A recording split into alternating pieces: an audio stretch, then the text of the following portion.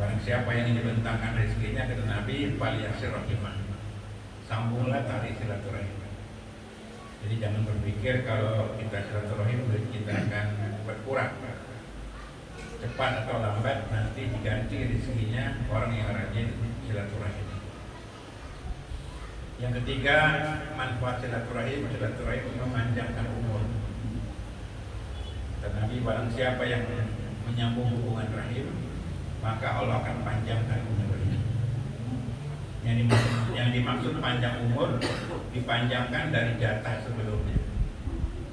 Jadi jangan dianggap kalau panjang umurnya 100 tahun lebih, bukan. Dipanjangkan dari jatah sebelumnya. Kalau seorang jatah umurnya 40 tahun, dengan dia rajin silaturahim, umurnya lebih dari 40 tahun. Mungkin 45, mungkin 47 dan seterusnya.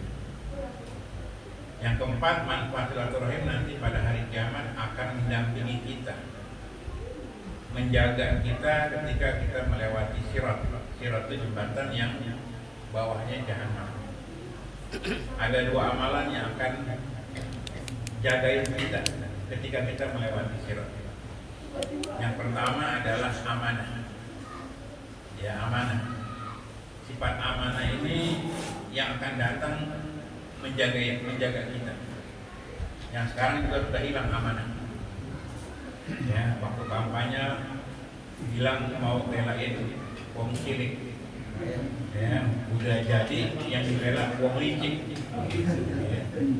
Ya, waktu kampanye bela wong cilik, udah jadi ya belanya apa? Wong licik. Ini amanah sudah hilang. Yang kedua yang jagain kita nanti ketika kita melewati sirat adalah rahim. Rahim akan mendampingi kita tatkala melewati sirat. Jadi kalau orang yang rajin silaturahim diharapkan nanti selamat melewati sirat. Berarti ini amalan yang sangat serius, Pak, menjalin hubungan silaturahim. Para ulama menjelaskan hukum silaturahim ada 5. Silaturahim hukumnya ada 5. Yang pertama, silaturahim hukumnya wajib. Wajib kita silaturahim. Hukumnya wajib. Kepada siapa kita wajib silaturahim? Ini kepada 2 golongan. Golongan pertama adalah keluarga bapak kita. Keluarga bapak kita. Dalam bahasa fikih namanya al-asobah, keluarga bapak. Paman, bibi, om, tante dari keluarga bapak wajib kita jalin hubungan silaturahim. Kemudian juga keluarga ibu, paman, bibi, om, tante dari keluarga ibu, maka hukumnya wajib. Keluarga ibu namanya zawil arham, keluarga ibu. Jadi bapak-bapak, ibu-ibu, kita wajib mengenalkan keluarga kita kepada anak-anak kita. Nina keluarga bapak dari Padang, Nina keluarga ibu dari Jawa. Kasih tahu anak-anaknya, ini paman kamu dari keluarga bapak, ini bibi kamu dari keluarga bapak, ini dari keluarga ibu. Wajib anak tahu dan menyambung hubungan keluarga. Jangan begitu acara keluarga, pamannya ditanya sama keponakan, om siapa ya? Kurang aja. Udah tahu muka pamannya sama bapaknya mirip ya kan? Dia nanya ya om siapa ya? Kenapa? Karena hubungan silaturahim sudah mulai hilang. Anak-anak sekarang senangnya kumpul dengan main satu profesi, sepedahan, main bola, ya kan, naik gunung. Itu kadang anak-anak itu akrab dengan teman-temannya, tapi sama saudaranya itu mereka nggak tahu. Ini salah orang tua. Jadi kalau kumpul-kumpul keluarga, tolong dibikin silsilah keluarga, jangan putus. Saya tahu ini bapak, kakek, buyut sampai atas. Kalau orang Arab tuh sampai 20-30 ke atas mereka nggak hilang hafal. Ada silsilahnya juga. Nih keluarga bapak sampai ke atas, nih keluarga ibu, bikin silsilah keluarga. Jadi anak tuh tahu dari mana keluarganya, nasabnya dia tahu. Nggak hilang. Sekarang nasab hilang. Orang paling tahu bapak, kakek, buyut. Di atasnya buyut, orang nggak tahu. Nah bikinlah kalau kumpul keluarga, yang punya wajib silaturahim kepada keluarga bapak dan keluarga ibu. Yang kedua, silaturahim hukumnya sunnah muakkadah, sunnah yang ditekankan, yaitu silaturahim kepada keluarga istri, keluarga pasangan, suami kepada keluarga istri, istri kepada keluarga suami, hukumnya sunnah. Sebenarnya mereka nggak ada hubungan rahim, cuma karena kedekatan dengan suami, keluarga suami. Jadi kepada ipar-ipar itu sunnah jalin hubungan kekerabat. Bagaimana Nabi SAW pernah ceritakan kemarin, ketika Khadijah wafat, Nabi nggak lupa menjalin hubungan kepada keluarga Khadijah. Ketika ada rezeki, Nabi potong kambing, dagingnya diberikan kepada keluarga Khadijah. Walaupun Khadijah sudah wafat, Nabi tidak putus hubungan kekeluargaan kepada keluarga Khadijah. Yang ketiga, silaturahim hukumnya mubah, boleh-boleh saja. Tidak wajib, tidak sunnah, tapi boleh-boleh. Yaitu silaturahim kepada keluarga kita yang masih kafir. Jadi kalau kita punya keluarga masih warna-warni, ya kan, bineka, ya, ada Kristen, ada Hindu, Buddha umpamanya, warna-warni, agamanya macam-macam, tetap kita boleh hubungan kepada mereka, silaturahim kepada mereka, sekalipun beda agama. Seperti Nabi dengan pamannya Abu Thalib, Nabi tetap baik kepada pamannya Abu Thalib. Demikian juga bagaimana Abu Bakar dengan awal itu kepada istrinya dan seterusnya. Jadi silaturahim kepada keluarga kita yang masih kafir hukumnya boleh. Yang keempat, silaturahim hukumnya makruh, tercela. Ini silaturahim kepada keluarga kita yang pelaku maksiat, yang doyan maksiat, yang kalau kita datangi nanti khawatir kita kena maksiatnya. Kita punya pamannya dukun. Kalau kita datang nanti kita terpengaruh dengan perdukunan. Nih mas, cincin didukung. Kalau papasan sama janda bergetar, cincinnya bergetar. Kalau papasan sama janda, ya kan. Ini seringkali orang terkecoh dengan keluarganya sendiri.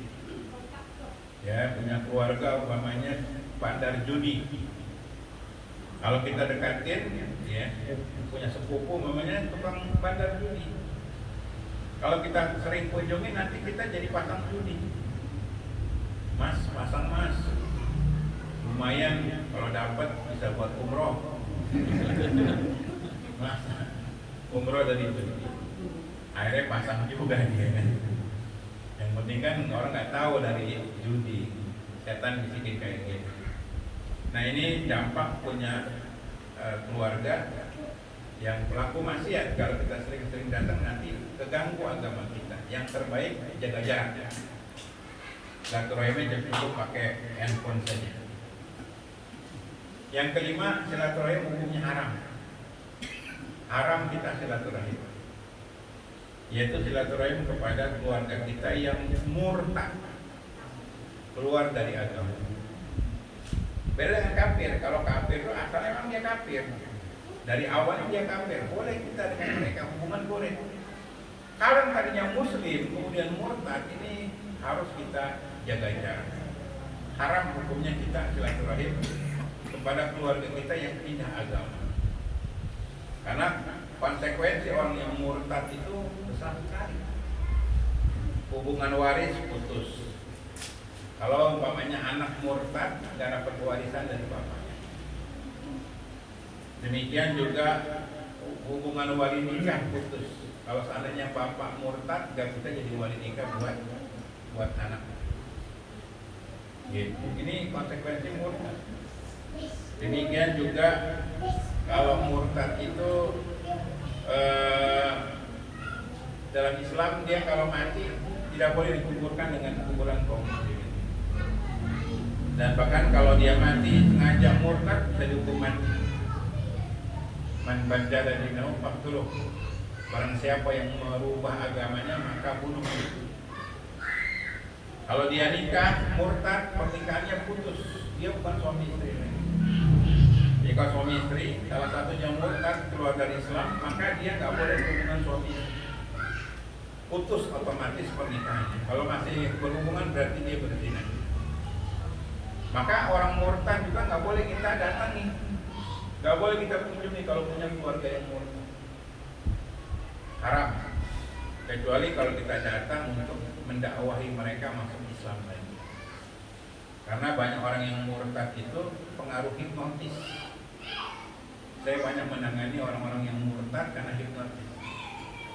Ya, kita terapi, kita ruqyah, ternyata dia diganggu pikirannya, sihir, jadi murtad. Makanya penting nih pengajian-pengajian walaupun tempatnya kecil ya kan. Cuma dikasih telur dadar ya kan, dadar gulung ya, itu ada apa-apanya itu kan, nggak apa-apa lah ya kan, yang penting ikhlas ya kan, ya kan, penting berkah ya kan, ya Pak ya. Ini penting jaga agama karena di luar sana itu banyak orang yang menggadaikan agamanya murtad karena faktor-faktor duniawi. Jadi ke kita kalau ada keluarga yang murtad, kita dakwahi dulu, tarik lagi biar masuk Islam, ya agar dia sadar karena banyak yang murtad tanpa mereka sadari. Kalau nggak mau juga ya sudah kita putus hubungan keluarga dengan keluarga yang murtad. Kemudian para ulama menjelaskan bahwa silaturahim pada zaman kita ini bisa ditempuh dengan 3 cara. Ada 3 cara kita silaturahim. Kopi dulu Pak.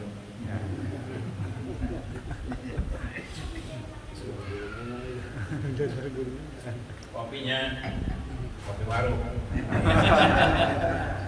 Ya, beda. Kemarin beda. Kopi asli beda. Ada sih.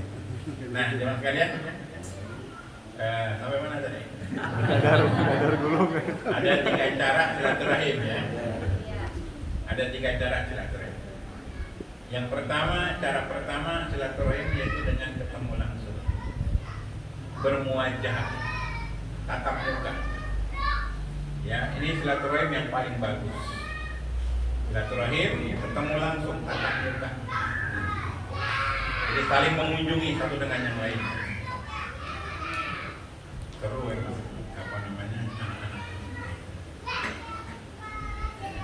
Terus mainnya di Galaxy aja.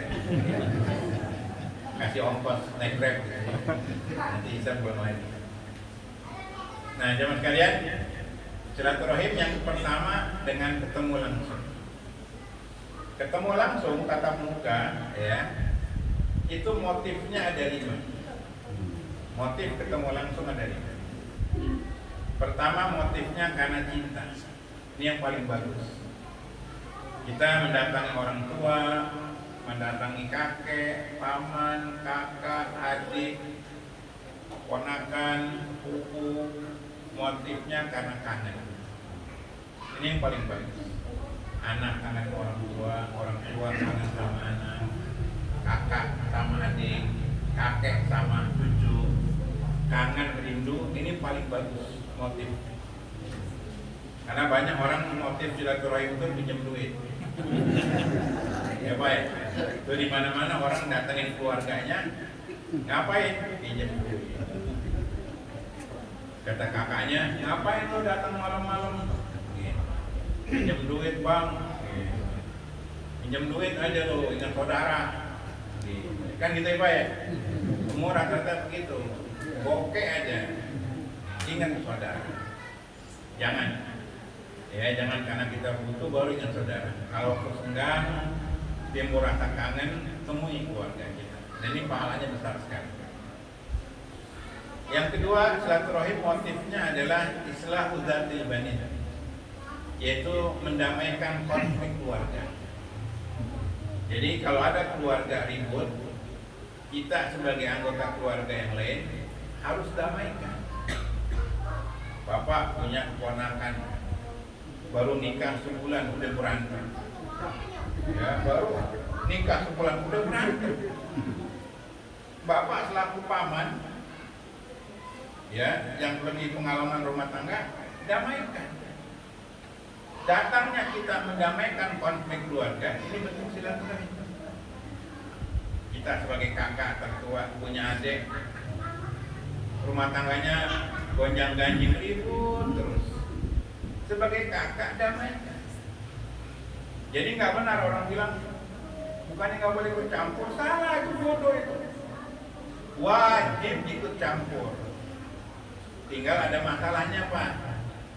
Kalau konflik itu cuma masalah sepele, soal makanan, soal selera, ribut, ini nggak usah ikut campur. Misalkan istrinya marah, ada apa sih ribut? Kata istrinya, ini om, suami saya nih, kalau ada pengajian pasti tidur. Ini bukan nyindir loh, bukan. Mudah-mudahan tersinggung. Jadi apa ya? Dia ngeluh, suami saya payah nih, gagah, ada pengajian tidur. Kata suaminya, ini juga om istri saya, ada pengajian pasti ngobrol, berisik, bikin malu aja, mulutnya cempreng lagi. Saya bukannya di sini loh. Nah, ini konflik sebenarnya nggak terlalu masalah. Jadi jangan terlalu ikut campur. Ada konflik-konflik kita nggak ikut campur. Ada konflik kita wajib ikut campur. Misalnya sudah terjadi penganiayaan. Nah ini ikut campur supaya jangan sampai masalahnya berlarut-larut. Ada yang harus diadili sidang namanya. Jadi jangan sampai ada konflik keluarga yang lain diam aja. Wajib ikut campur, Pak. Kalau itu kasus berat, suaminya nggak sholat pamannya, ini kasus berat. Nasihatnya, kenapa kamu nggak sholat? Wajib. Saya nggak rela punya keluarga yang nggak sholat gitu. Nah ini contoh. Jadi kalau ada konflik keluarga, kita datang menyelesaikan konflik itu. Datangnya kita kepada menyelesaikan konflik ini bentuk silaturahim. Yang ketiga, silaturahim motifnya itu adalah ijabah dakwah, memenuhi undangan. Jadi kalau kita diundang oleh keluarga kita acara resepsi pernikahan atau akekahan atau undangan-undangan yang dibenarkan oleh agama, kita diundang, kita datang, ini termasuk bentuk silaturahim. Apalagi kalau undangannya itu di hotel, nikmat ya kan? Ya, saya pernah ceramah di hotel Shangri-La. Saya bilang sama panitia, saya habis ceramah nggak bisa lama-lama pergi. Ada acara lagi saya di Cibubur. Habis ceramah, saya lihat kulinernya hebat. Wih, jarang ada di Keranji. Pokoknya makanannya nggak ada di Keranji dah. Keranji kan dadar gulung ya kan. Dadar gulung lah. Besok kapok makanan favorit pengajian. Pokoknya kalau ada pengajian, ada snacknya, ada dadar gulung di situ. Ya kan? Nah, dia silaturahim dengan cara kita mendatangi acara undangan, ini silaturahim yang paling bagus. Ya Pak ya, ada bakso situ ya, ada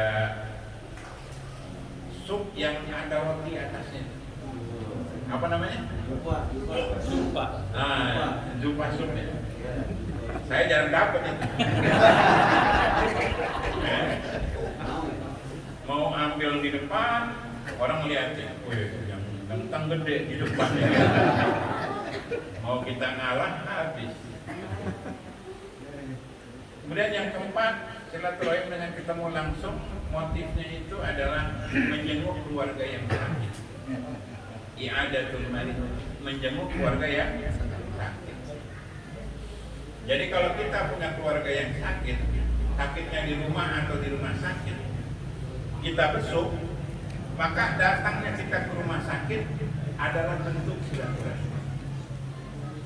Bahkan hikmah sakit itu bisa mengumpulkan keluarga. Kadang kita bingung nih Pak ya kan, ngumpulin keluarga, momennya apa gitu. Tiba-tiba kita sakit, otomatis keluarga pada datang. Itu hikmah sakit. Jadi kalau ada orang datang membesuk saudaranya yang sakit, ini bentuk silaturahmi. Apalagi kalau datang itu bayarin rumah sakit. Itu yang sakitnya langsung karena yang bikin sakit apa? Bayarnya. Bang, biar sembuh ya bang. Itu administrasi udah saya bayar. Langsung pulang. Karena yang bikin orang sakit adalah bayarnya kan. Apalagi kalau rumah sakitnya itu tuh yang mahal. Apa namanya? Untuk keluarga. Musuh keluarga. Bukan mitra, bukan ya. Kalau mitra itu puskesmas itu murah, itu baru mitra. Kalau ini mahal, sekali periksa 1 juta. Namanya bukan mitra, musuh keluarga. Bukan mitra keluarga, musuh keluarga. Ya mudah-mudahan kita sehat semua ya, Bapak Ibu. Mahal ya. Kemudian silaturahim dengan ketemu langsung, motifnya adalah ittibaul janaiz, mengantarkan jenazah. Jadi kalau kita nggak bisa ketemu saudara kita karena sibuk, minimal mereka wafat kita datang. Ini bentuk silaturahim yang terakhir kali.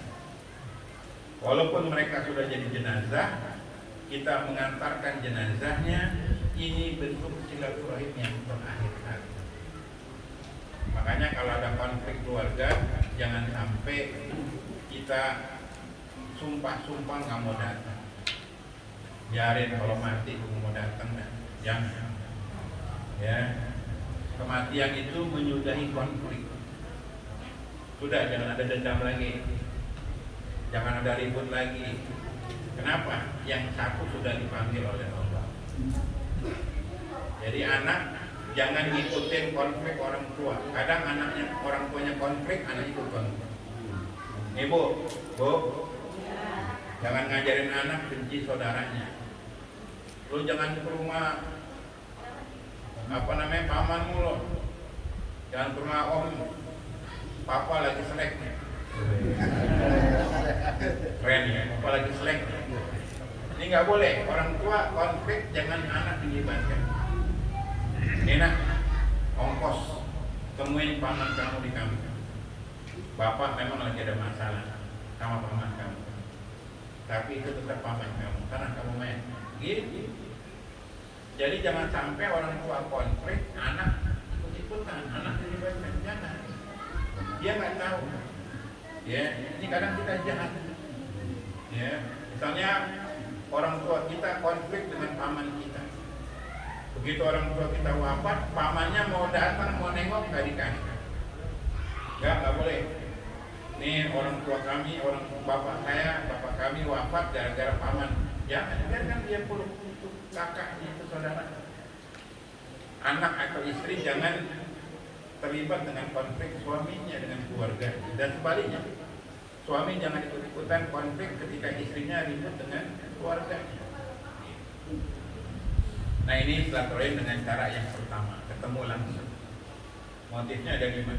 Coba ya, pertama tadi apa? Karena cinta.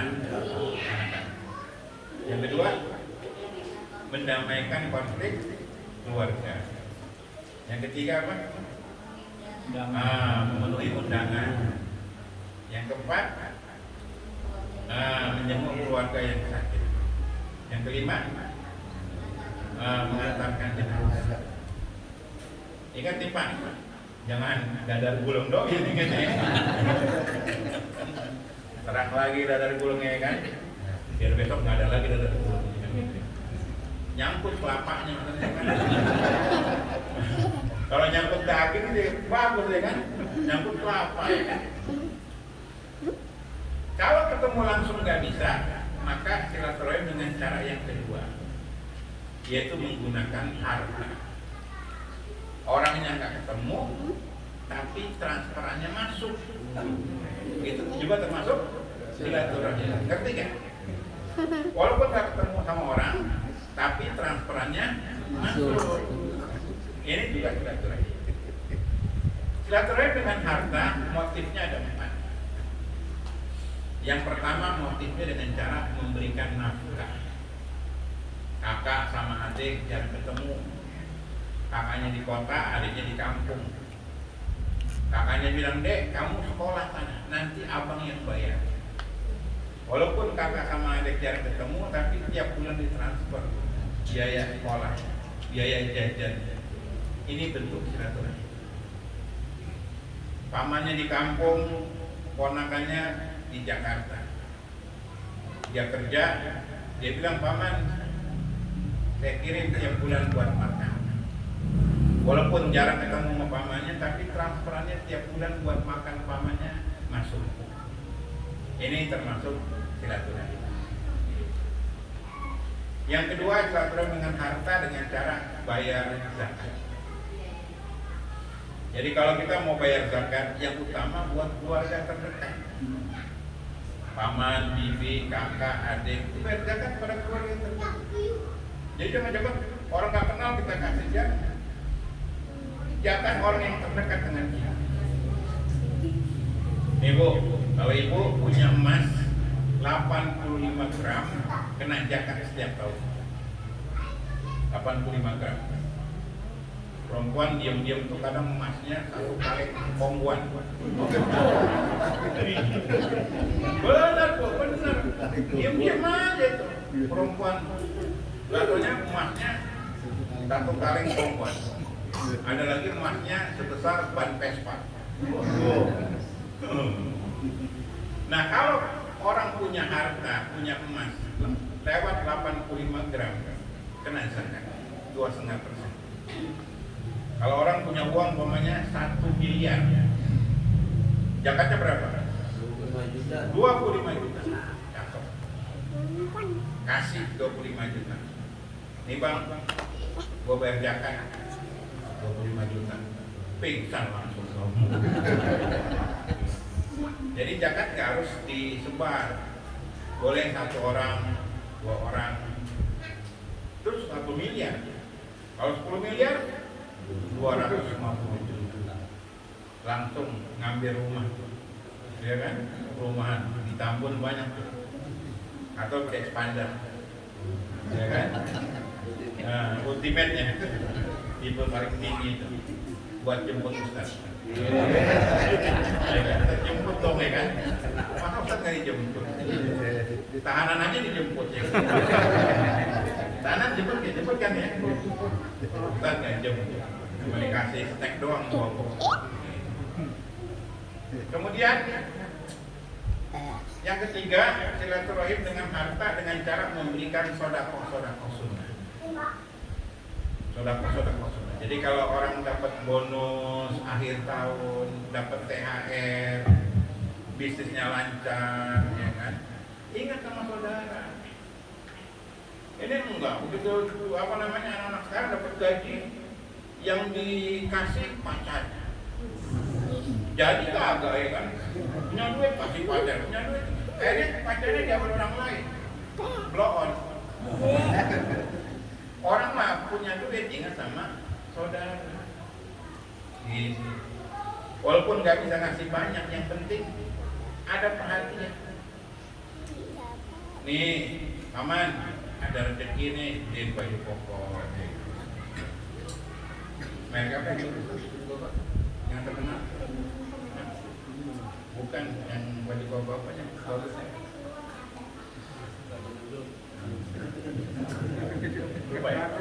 Beli bajunya di pasar Keranji sih ya. Yang mahal itu. Kasih bibinya beli mukena, bibi cuma bisa ngasih mukena.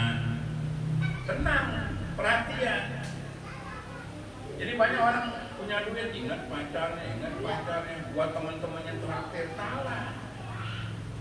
Ya, saya dulu dapat rezeki itu bawa sembako nih, si paman, di gula, di kopi. Tanggal 10 habis duit. Tapi rezeki ada aja. Rezeki ada. Yang keempat, silaturahim dengan harta dengan cara memberikan hibah. Harta yang berharga. Jadi kalau kita kaya, sukses, jangan lupa sama keluarga. Dan kalau ngasih keluarga, jangan pelit. Ini rumah kaya, banyak rumahnya, asetnya banyak, ngasih saudara satu, gajah duduk. Ngasih saudara cuma baju batik, ngasih yang berharga. Gitu. Paman tinggal di mana paman? Kampung Pulo, Kampung Melayu. Banjir dong. Ya sejengkal, cuma lantai 2. Di Kampung Pulo kan banjir. Nah, sampai ketutup. Ini paman ambil rumah di Tambun.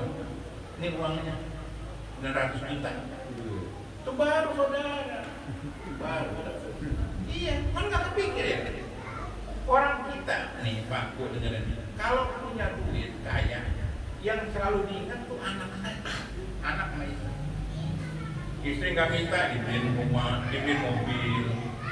Anak nggak minta dikasih mobil satu-satu. Kepikir orang buat ngasih mobil buat anaknya, kepikir. Saya punya tetangga tuh bikin rumah 3. Kenapa? Anaknya perempuan 3. Dibikinin rumah. Gak masalah, sayang anak gak masalah, bagus. Cuman jarang orang kepikir dengan saudara dia. Gak ada orang ngasih kakaknya, bang, belum punya rumah ya? Rumah saya di Tambun, ambil bang. Gak ada. Gak ada bang, udah punya kendaraan belum? Itu Avanza di garasi, ambilin. Saya mau ganti pakai Fortuner. Sama keluarga, bayarin tuh, bayar ya, bayar. Gak ada yang ngasih. Orang taunya ngasih anak, ngasih ke istri, ngasih ke saudara gak kepikir. Yang jengkelin ngasih ke selingkuhan. Dengerin nih Pak, jangan pura-pura melengos.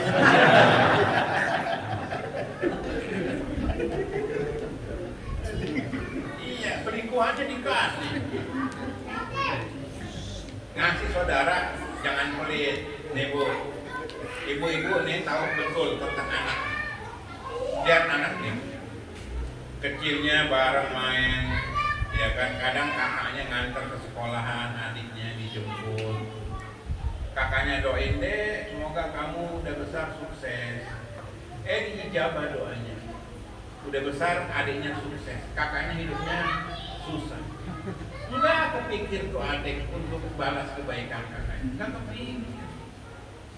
Enggak kepikir. Makanya kasih tahu sama anak-anak, kamu kalau udah sukses, jangan lupa sama saudara.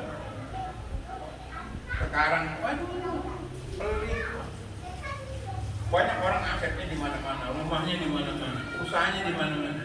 Adiknya susah hidupnya. Enggak dibantu sama kakaknya. Enggak usah diminta. Kamu belum punya rumah deh, belum punya apa? Kamu mau tinggal di mana? Mumpung abang masih ada. Ini abang kamu. Kamu minta apa? Gitu saudara. Baru itu Ahlus Sunnah. Ini Ahlus Sunnah pelit. Nggak ada Ahlus Sunnah pelit. Ahlus Sunnah royak. Gitu. Nah ini contoh. Ini silaturahim dengan harta. Kalau silaturahim dengan harta nggak bisa, dengan harta tadi ada 4 ya Pak ya. Apa pertama? Beri nafkah. Kedua, bayar zakat. Yang ketiga, sedekah sunnah. Yang keempat, memberikan hibah. Kalau silaturahim dengan harta nggak bisa, karena sama-sama susah, sama-sama melarat. Atau tempatnya jauh, satu Jakarta, satu Papua umpamanya, maka silaturahim alternatif yang ketiga, yaitu dengan menggunakan alat komunikasi. Pakai handphone. Kita hidup di zaman canggih, ada handphone. Manfaatin handphone buat silaturahim. bukan buat main TikTok. Nih Bu, silaturahim, telepon saudaranya. Iya kabarnya, enak zaman itu. Jadi kalau kita komunikasi, ini termasuk bentuk silaturahim. Silaturahim yang paling akhir. Gak ketemu langsung, bisa dengan video call. Enak, yang penting ada sinyalnya. Sama ada paketannya Bu ya. Udah, sama-sama jauh, sama-sama fisiknya nggak bisa ketemu, sakit-sakitan, pakai handphone. Alhamdulillah, nikmat akhir. Jangan sampai kita komunikasi juga nggak pernah. Jangan putus hubungan keluarga. Jangan sampai. Kemudian bahasan yang terakhir adalah faktor-faktor yang menyebabkan terputusnya silaturahim. Ya, hal-hal yang menyebabkan terputusnya silaturahim. Yang memutuskan silaturahim ada banyak. Karena Nabi Isa 4 saja. Ya, memutuskan silaturahim dosa besar. Nabi bersabda, la yadkhulul jannah qati'ur rahim. Tidak akan masuk surga orang yang memutuskan tali silaturahim. Silaturahim putus karena 4. Ini yang 4 poin, karena ada banyak. Ya, kita dulu deh. Ya. Yang pertama, yang memutuskan silaturahim itu karena faktor hasad, iri dengki. Ini penyakit bahaya laten keluarga. Keluarga pecah gara-gara pada iri-irian, pada dengki, pada hasad. Yang satu kaya, yang satu juga iri. Kok dia bisa kaya sih? Ngepet kali itu, ngepet. Tuh ngepet kan? Biar tuyul gitu kan. Jangan-jangan korupsi kali. Wah, dicurigai. Jangan. Kalau ada saudara yang sukses, doain biar berkah ya Mas hartanya. Biar sukses usahanya. Jangan curigai. Makanya Bu,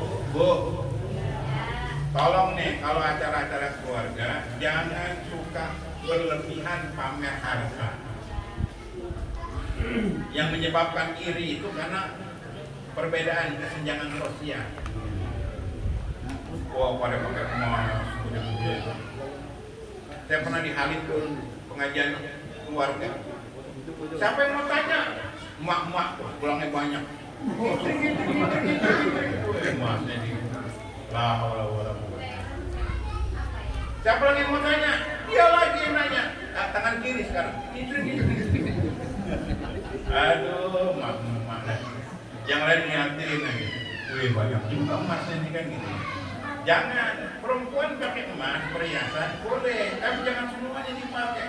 Akan menjatuhkan kehormatan yang lainnya, yang gak mau putus dia. Tuh ya, jangan ada hasad di antara kita. Yang kedua, yang menyebabkan putusnya silaturahim karena pelit. Kalau keluarga datang berkunjung, servis, jangan pelit. Keluarga datang dari kampung cuma dikasih Indomie. Orang jadi kapok. Ya Indomie, mobil Mercy, rumah gede, ya kan? Cuma dikasih Indomie, besok kamu datang lagi. Kasih yang servis, yang bang. Makan apa bang? Saya pengen nasi kebuli, beliin tuh Abu Nawas, Matraman. Flyover turun sebelah kiri ada. Maju dikit namanya Hadramaut. Putar balik ada namanya Al Jazirah. Enak ya. Mau makan apa bang? Soto Betawi, Roxy, duduk Roxy. Ya, Jalan Biak. Itu dari tahun 79. Adanya sebelah kiri jalan. Iya, buka habis maghrib dah. Kalau nggak tahu saya antar dah. Ya. Atau di Tebet, ya kan? Tebet juga ada namanya rumah saya. Ya. Belakang Belayar itu. Atau di Tanah Abang, depan kecamatan tuh, Haji Pangamir. Maju lagi ke Tamburan, Bang Maman. Soto Betawi pakai susu. ranjing nggak ada, gabus kutu. Kita orang Betawi lah, makan gabus kutu. Nah, jadi orang senang pulang dikasih ongkos. Ini bang, buat ongkos, lihat 5 juta. Besok datang lagi. Jadi jangan perlu sama saudara. Jadi saudara senang. Yang ketiga, yang bikin putus keluarga adalah sengketa warisan. Yang kemarin kita telah bahas. Di mana-mana keluarga pecah gara-gara harta. Jadi sampai masuk sinetron, judulnya warisan berdarah. Yang terakhir, yang keempat, yang bikin putus silaturahim. Mau kasih tahu nggak ya? Kasih tahu nggak ya? Yang bikin putus silaturahim adalah perilaku sebagian istri yang tidak baik. Ustaz, kok istri sih bukan suami? Emang rata-rata istri bu. Jadi banyak istri-istri itu nggak suka sama keluarga suami. Ya kawan? Oh kan? Banyak istri itu, bukannya sini apa? Bukannya sini bu, itu yang di Israel. Banyak realita istri-istri itu nggak suka sama keluarga suami. Sama suaminya setia, cinta, sayang, hormat, tapi sama keluarga suami bencinya luar biasa. Ya. Sehingga banyak suami-suami itu hubungan keluarganya terhalang oleh istri. Ditelepon, di mana bang? Di rumah ibu. Pulang bang, pulang. Jadi dia nggak suka keluarganya kumpul dengan istri, suaminya dengan kumpul keluarga itu dia nggak suka. Ya, istri kalau tinggal di rumah, menginap di rumah keluarga suami itu banyak yang nggak suka, nggak mau. Tapi bukan yang sini. Nah ini banyak suami-suami itu kalah. Jadi kalau suaminya mau ngasih keluarganya itu bilang istri, ya nggak dikasih sama istri. Enak banget keluarga kamu tuh, dikit-dikit cinta, dikit-dikit minta. Emang kita bakso sama? Suaminya sedih gitu. Dia mau bantu keluarganya, dihalang-halangi sama.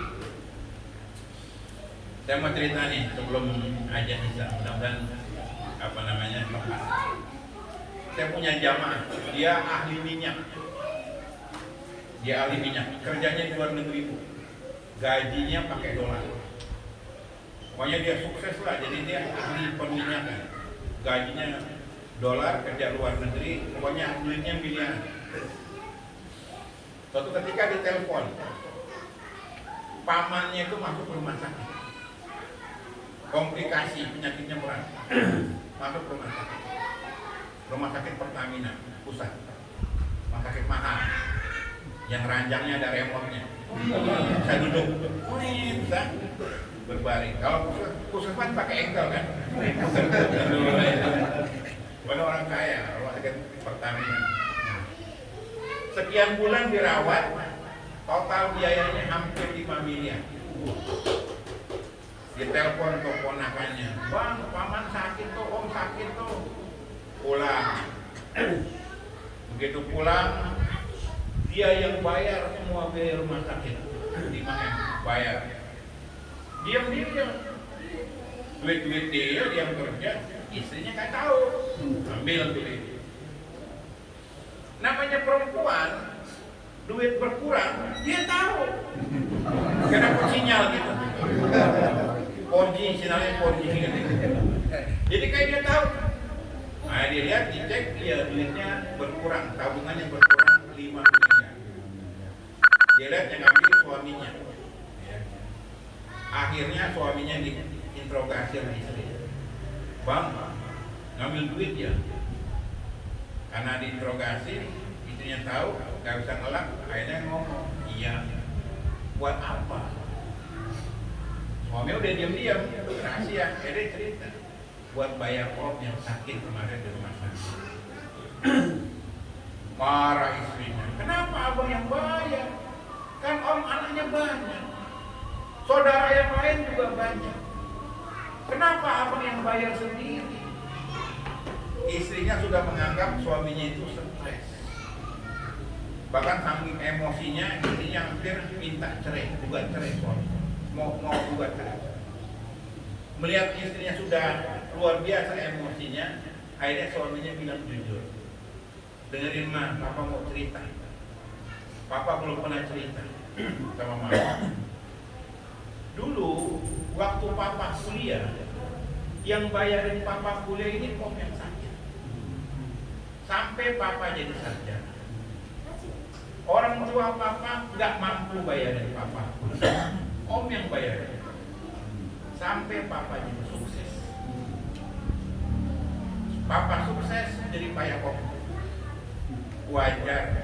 Saat ini Om butuh bantuan, Papa yang balas kebaikan Om.